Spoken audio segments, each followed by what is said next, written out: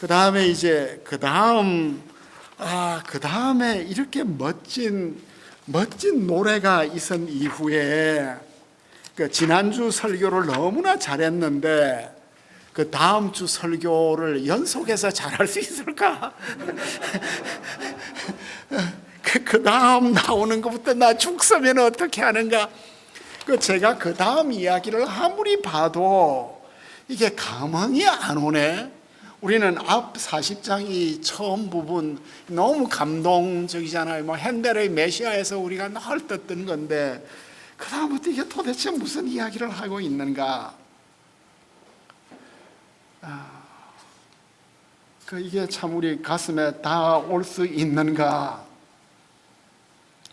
그래서 제가 이 장의 질문을 40장 12절에서 31절을 의심을 녹이는 질문들이라. 이스라엘 백성들이 참 우리의 상황을 보면은 우리가 다 불안에 떨잖아요, 그죠? 누구나 다 불안 가운데 있는데, 많은 의심 가운데 있는데, 정말 내가 이 일을 해낼 수 있을까? 그런데 그 의심을 녹여주는데 질문으로 녹이는 거예요. 우리 속에 있는 수많은 질문에는 질문으로. 그래서 이사야가 어떻게 이런 질문을 할 수 있었을까? 하나님의 위대하심을, 이사야의 하나님은 위대한 하나님이잖아요. 우리의 하나님은 지금 우상보다 약한 쪼그라든 하나님. 그래서 우리는 지금 막 풀이 너무나 죽어 있고 자신감도 없고 자존감도 다 사라졌는데 내가 버러지 같은 인생을 살고 있는 것 같고, 내 친구가 남산에 올라가서 서울을 쫙 보니까 온전히 아파트촌인데 나는 언제 저 안에 들어갈 수 있는가? 이런 실존적 질문을 신학교 선생이 한번 한 적이 있대요. 제 질문은 절대 아니에요. 현실을 보면 너무나 답답하고 절망적인 상황이 있는데 큰 생각을 지금 이사야가 우리에게, 너무나 큰 생각을 우리에게 던지는 것 같아요. 그러니까 창조적 사유를 이사야가 우리에게 던져주는 거죠. 앞에서 새 출애굽을 알리는 웅장한 트럼펫 소리를 들었어요. 그 웅장한 트럼펫 소리를 듣고 이스라엘의 반응은 풀이 팍 죽어 있는 거야. 내 사정은, 주님은 내 사정 몰라. 이런, 당신이 어떻게 개척교회 목사 사정을 알겠어? 이런 것이겠죠. 애통하는 질문이에요. 그런데 아멘으로 대답할 수밖에 없는 질문을 던지는데, 수사적 질문. 그 질문 자체를 보면 명백하게 그렇다고 말을 할 수밖에 없는 거예요. 그러니까 주님은 영원한 창조주요, 그의 권세와 능력과 지혜는 끝이 없음을 찬양하면서 우리의 의심을 하나하나 녹이며 확신으로 인도하는 수사 의문을 이렇게 열거하고 있습니다. 마치 욥의 질문에 대해서 주님께서 형언할 수 없는 비교 불가능성에 대한 우주적 논쟁을 하는 것처럼, 욥의 질문에 대해서 하나님은 질문으로 대답을 하는 것처럼, 또 이사야 안에서 사라가 하나님 약속에 대해서 비웃잖아요. 100세 된 할머니가 무슨 아기를 가질 수 있다고 킥킥대니까 사라는 어찌하여 웃는가? 하니까 사라는 쟤 안 웃었어요? 아니야, 너 웃었어. 엘리야의 질문에 대해서 하나님은 대답하시는데 질문으로 대답을 하시는 분이에요. 그래서 이 본문이 너무 까다로웠는데 레싱이 이사야서 이 파트를 너무나 멋진 차트로 이렇게 쫙 준 거예요. 청량 기구가 있고, 청량 대상이 있고, 청량 방법이 있고, 이 많은 수사적 의문을 기구와 대상과 방법을 통해서 쫙 이렇게 정리를 해버리는데, 참 이분은 어디죠? 루터란 신학교에 계신 분이에요. 손바닥으로, 누가 손바닥으로 바닷물을 댈 수 있겠냐? 그러니까 이게 어거스틴의 꿈이었던 것 같아요. 어거스틴이 그 손바닥으로 바닷물을 이렇게 계속해서 이렇게 퍼면서 바닷물을 재려고 하는, 제 기억이 잘 맞는지 안 맞는지 모르겠지만, 그 손바닥으로 바닷물이 얼마인지 알 수 있겠냐? 그 다음에 손뼉 가지고 온 하늘을 잴 수 있겠냐? 그리고 되에다가 땅의 티끌을 이렇게 한 대, 두 대 이 티끌 담을 수 있겠냐? 접시 저울로 산들을 달 수 있겠냐? 막대 저울로 언덕들을 달아볼 수 있겠냐? 여기서 이제 달다가 샤칼이죠.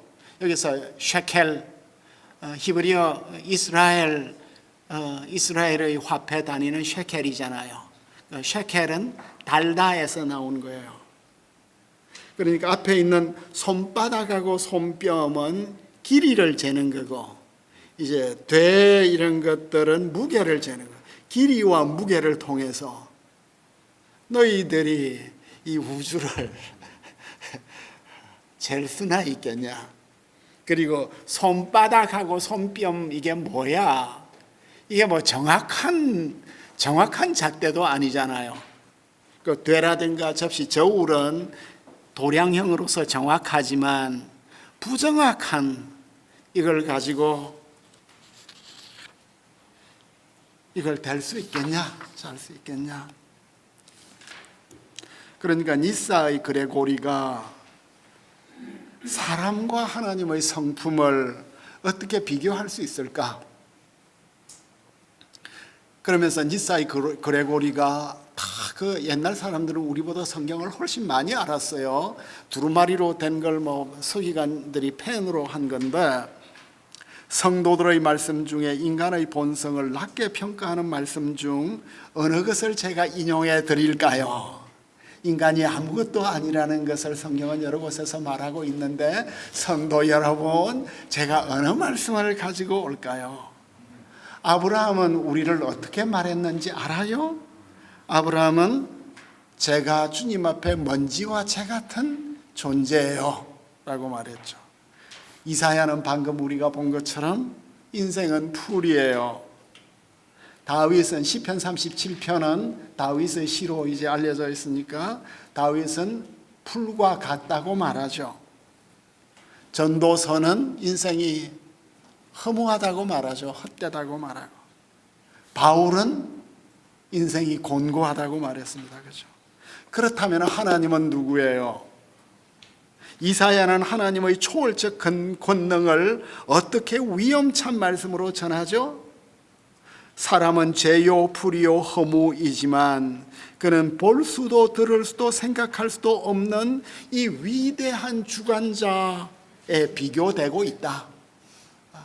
그러니까 여기에서 우리는 한없이 연약한 자이지만 그 초월적인 하나님하고 어쨌든 제어보기도 하고 부정확하지만 죄는 비교는 어쨌든 되고 있는 귀한 존재다. 인간은 연약한 존재이지만 이 우주 속에 하나님의 형상대로 지음을 받은 너무나 소중한 존재다. 인간의 한계와 영광을 거의 교인들에게 이렇게 동시에 보여주는 이런 설교를 하고 있습니다. 그래서 이 레슨을 통해서 제 속이 좀 시원해진 것 같아요. 그리고 나서 우리 하나님의 지혜로 말하자면 창조에 있어서는 우리는 하나님의 창조 세계를 우리가 다 잴 수가 없는데, 그러니까 지금은 우리가 그 망원경 이런 걸 통해서 167억 광년이라는 이런 이제 새로운 우주관, 인간의 과학 지식이 팽창해가지고 우주에 대해서 너무 많이 알고 있으니까 우리는 이런 과학 시대에 인간의 유한함을 증거할 수 있는 새로운 수사 의문이 필요한 것 같아요. 이사야는 당대 어쨌든 최고의 수사 의문을 했습니다. 그 다음에 선지자는 뭐라고 말하죠? 누가 천지 창조에 있어서 하나님의 신을 지도한 자가 있느냐? 하나님 모사가 된 자가 있냐? 하나님이 이 우주를 창조하실 때 누구하고 도대체 상의한 적이 있느냐? 하나님에게 누가 교훈을 주었고 공평의 도를 가르쳐 주었냐? 누가 지식을 가르쳤으며 통달의 도를 보여주었냐? 그러니까 이건 어떤 세팅이에요? 나라마다 통치자가 있고 많은 강료들이 있고 제갈공명이 있고 그 모사가 없이는 왕국을 운영할 수가 없는데 많은 모사들이 있어야 나라가 흥왕할 수 있는데 우리 하나님께서 이 우주를 만드실 때 누구 지혜를 빌린 적이 없지 않냐? 그 바빌론 창조 신화에 있어서는 여러 신들마다 다 어떤 자연성을 반영을 하고 있으니까, 그리고 지혜의 신은 애하고 지혜의 신이 따로 있는데 우리 하나님은 그런 분은 아니에요. 그죠? 마르둑은 전지한 애아의 도움 없이는 아무 일도 못했어요. 근데 우리 하나님은 다른 지혜의 신이 필요하지 않았다. 그런데 사도 바울이 이 말씀을 딱 바로 인용해요. 로마서 11장 34절에서 누가 주의 마음을 알았냐? 누가 그의 모사가 되었냐? 이건 그 창조적 경륜뿐만 아니라 구속사의 경륜에 있어서도 하나님의 모사는 없다는 거예요. 그런데 고린도전서 2장 16절에서 한 번 더 인용하네. 누가 주의 마음을 알아서 주를 가르치겠느냐? 그런데 우리는 그리스도의 마음을 가졌대. 참 저는 종교학자는 아니지만 기독교 신앙은 너무 소중한 것 같아요. 이런 우주관, 그 주역의 마지막 섹션을 읽어보면 굉장히 그 창조론적인 것이 있는데 고도로 다듬어진 시예요. 참 멋져요. 음양의 조화를, 그 태극에서부터 음양과 오행과 이 모든 조화를 쫙 이렇게 한문으로 읽으면 막 업되는데 그 시에 도취해가지고 우리 기독교하고는 이게 잽이 안 되죠. 아무도 하나님의 신비를 알 수 없다는 이런 말씀. 그런데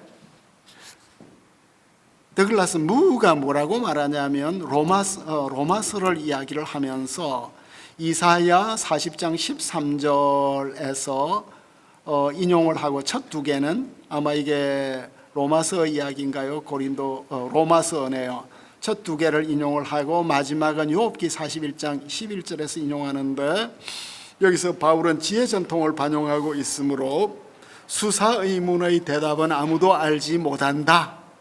그러나 다만 예수 그리스도를 빼고 그 신약적 관점이죠. 아무도 주님의 모사가 된 자는 없지만 삼위일체의 신비 속에서 생각할 때 예수님은 다 아셨다. 그리고 고린도서에서 바울은 성령 없이는 올바른 영적 분별력을 가질 수 없다고 말하죠. 그런데 오직 신령한 사람만이 초월적이거나 신비적이 아니라 이성적으로 모든 것을 검토하고 조사하여, 아나크리노라는 단어가 그 초월적 관점이 아니라 모든 교회의 일들을 검토하고 조사해서 교회 성도들의 행동이 서로에게 유익한지 분별하고 판단할 수 있다. 우리는, 신령한 사람은 우리 교회에 가장 필요한 것이 무엇인지 우리 신령한 지도자들은 판단할 수 있다. 나아가 성령을 통하여 우리는 그리스도의 마음을 가졌으므로 하나님의 깊은 마음을 알 수 있다는 확신을 이사야 본문을 인용하여 증거하고 있는, 그러니까 참 이 구약을 읽을 때 신약하고 이렇게 매치하면 바로 이게 구원론하고 연결이 되고 교회론하고 연결되고 이게 말씀이 훨씬 우리의 생활에 다가오는 것을 알 수가 있겠습니다. 그 크리소스톰도 이제 삼위일체 지식을 가진 이후에 이사야를 읽으면 그럼 여기에 있어서 그리스도의 자리는 무엇이고 성령의 자리는 무엇인가?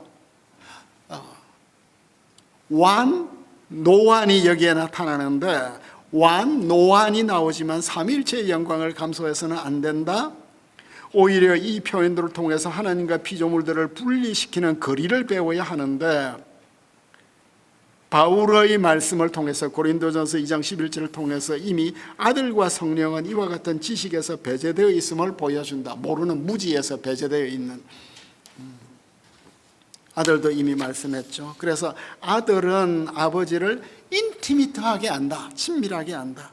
그가 아버지를 인티미틀리 아는 것이 그가 아버지에게서 온 표적이고 둘 사이에 갭이 조금이라도 있다면 낮은 존재가 자신보다 우월한 존재를 완전히 아는 것은 가능하지 않다. 그러니까 이제 삼위일체 논쟁들이 다 정리가 되면서 크리소스톰은 이 구절을 다룰 때 우리의 유한성 묵상뿐 아니라 삼위일체의 완전한 지식까지도 이렇게 묵상하고 있는 거예요. 그러니까 삼위의 신비에 대해서 우리의 교부들은 훨씬 더 많이 사유를 했겠죠. 묵상을 하고, 그러니까 삼위일체적 이런 목회, 신앙 이런 것들을 가지고 있습니다. 그래서 온 열방이 뭐냐? 그 다음에 이제 창조 세계에서 주님께서 만물을 이제 너희들은 못 재는데 주님은 정확하게 재실 수 있다. 어떻게 재시는지 아냐? 바닷물 우리 손바닥으로 이렇게 못 재지만 이 큰 바닷물은 물통의 물 한 방울 같은 거야. 우리 주님에게는. 그러니까 극단적 대비가 이루어지는. 온 하늘이 뭐야? 우리 주님에게는 작은 티끌 하나 같아. 섬들이 뭐야? 떠오르는 먼지 같아. 이런 밀란의 암브로스가 그런데 목회적으로 생각을 하면 그렇다면은 이 산과 들과 우리의 인생이 아무 의미도 없단 말이야. 이렇게 무가치한 그런 말이야? 그렇지 않다. 열국의 가치가 있다. 하나님은 열국을 절대 쓸모없는 것으로 여기지 아니했다. 그래서 현재의 본문을 그럼 우리는 어떻게 이해해야 하는가? 설교자의 자리죠. 그죠? 설교자가 이 본문을 암브로우스는 그때 황제의 아내를 폐위시켰나요? 무서운 사람이야. 로마 황제의 아내를 우상 숭배를 했다고 하는 것 때문에 폐위를 시켜가지고 암브로스도 죽을 뻔했어요. 그러니까 그만한 기상들이 황제하고 맞수를 두는 이런 감독들이에요. 그렇다고 교인들이 많았던 것 같지도 않은데 우리가 하늘의 만상들을 보면 그것들은 정말 많고 땅보다 비교할 수 없이 커요. 땅은 하늘의 만상에 비교조차 안 돼. 또한 우리가 왕권들이나 주권들이나 통치자들이나 권세들, 골로새서 1장 16절을 또 묵상하는 거예요. 그러니까 여기에 있는 골로새서 1장 16절은 하늘에 있는 천군 천사들의 권세들이에요. 그죠? 그들을 천군 천사들을 생각을 할 때 열국들은 물통의 한 방울에 지나지 않아요. 천상의 충만함의 천한 물방울이야. 열방들은 천상의 충만 아래서 떨어지는 물방울 하나 같아요. 땅에 기대어 사는 나라들이 땅 자체가 우주의 파편에 불과한데 어떻게 열국들이 위대하다고 생각할 수 있는가? 오정현 목사님하고 같이 우리가 중국 이 프로젝트를 많이 했잖아요. 이제 중국 종교성 차관을 이제 우리가 만났어요. 장관도 만나서 우리가 큰 잔치도 했는데 지금 그 우리가 만났던 그 차관이 지금은 정교성 장관이에요. 우리말로 말하면 장관이에요. 오 목사님이 이분을 어떻게 제압해야 될까요?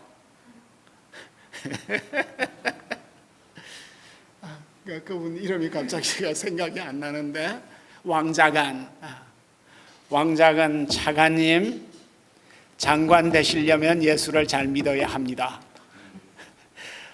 아주 중국적 전도를 한 것 같아요. 출세하려면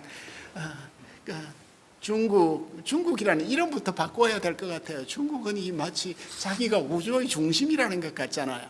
그러니까 내가 지금 오늘 시진핑을 만난다면 시진핑에게 뭐라고 말해주면 좋을까요? 제가 말하고 싶은 것은 시진핑의 그 주석이에요. 시진핑 주석님, 옛날 선지자가 한 명 있었어요. 그 이름은 요나예요. 그 요나가 중국이 망한다고 하나님께서 경고를 하러 보냈는데, 요나가 무서워서 일본 쪽으로 가다가 배가 뒤집혀서 고래가 삼켰어요. 그래서 중국 상해 옆에 토했는데 와서 옛날에 설교를 했더니 다 회개를 했대요. 지금은 중국이 회개하기에 제일 좋은 때 같아요. 우리가 이런 고사를 통해서, 중국은 지금 하나님이 중국에게 주시는 메시지는 회개하라는 거 아닐까요? 중국에게 주시는 메시지는 그거 같아요. 그러니까 중국에게만 주는 것이 아니라 우리 인류 전체에게 주시는 메시지예요. 인간의 오만 때문에 우리가 너무나 개발을 많이 하고 생태계를 다 파괴했기 때문에 이 자연이 우리에게 보복하는 거잖아요. 온 세계가 앓고 있지만. 그렇지만 중국은 문명 표준을 바꿔야 해요.